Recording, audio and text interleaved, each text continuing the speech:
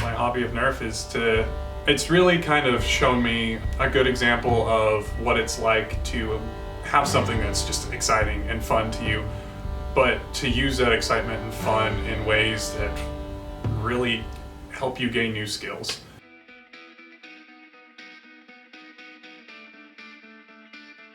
Well, I was a 12-year-old once, and of course, they like to shoot projectile things at other people, so I got some Nerf guns. What really got me into it though was I had this little Nerf gun and it was broken.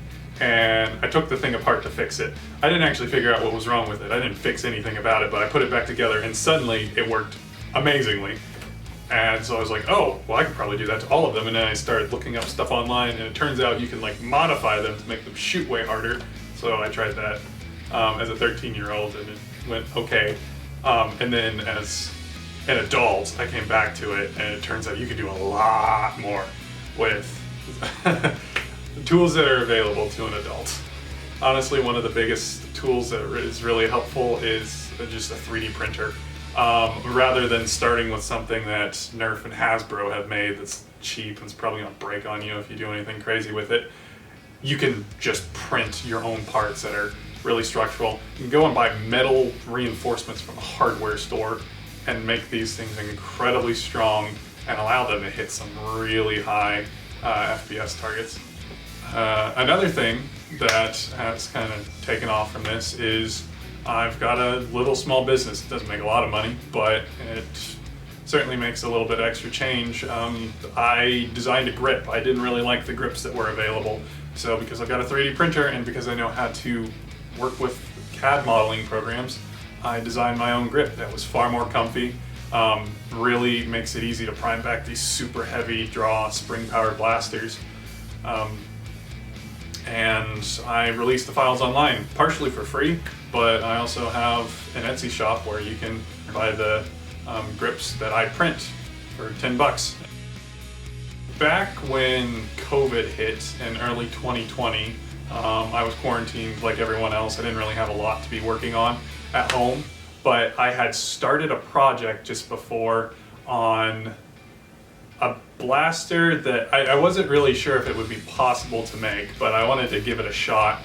And after 2 or 3 months of pretty considerable development, thankfully aided by COVID, weirdly enough, I was able to actually complete this blaster. It's a giant, it's a monstrosity, but it works. And it fires 48 darts in a second. In fact, there's also some small balls that you can get that the hobby uses. I really need to pick myself up some.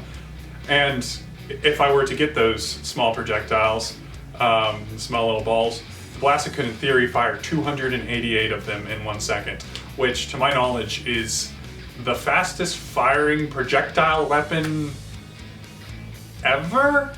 Paintball, airsoft, real steel.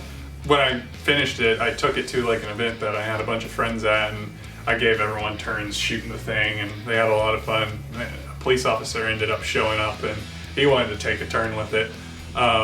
So I took a video of that, and I ended up posting it on Reddit. And on the Nerf subreddit, which is a decent-sized subreddit, it's still the second highest upvoted post of all time. I just made a really unique blaster, and it's really cool to see. Just one area this is kind of branched out of is wars with friends. I'm really into this hobby for the engineering aspect, building and creating things myself and tweaking what I've got. And I just like kind of building stuff in general. But honestly, I was passionate about this hobby enough that some of my friends started to get interested and they started building blasters, and eventually we ended up having wars of like these really high-powered blasters. A couple of the blasters I helped some of my friends build are basically sniper blasters. They use compressed air, and you compress up a tank, kind of like you would with a water gun, and it releases all the air out at once.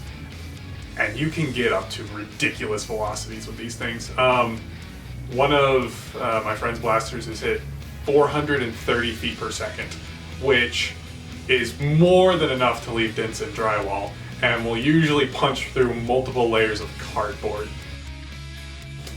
At the end of the day, Nerf's just been like something that I can be passionate about, but also something that's really just challenged me to like learn a lot about areas that I probably wouldn't have cared about. Like CAD design, 3D printing is a cool skill that I have now. I fix cars with it sometimes, print a part out for it. I now know actually a decent amount more about physics than I ever thought I would have needed. It's really cool to just see a passion turn into also an opportunity for growth.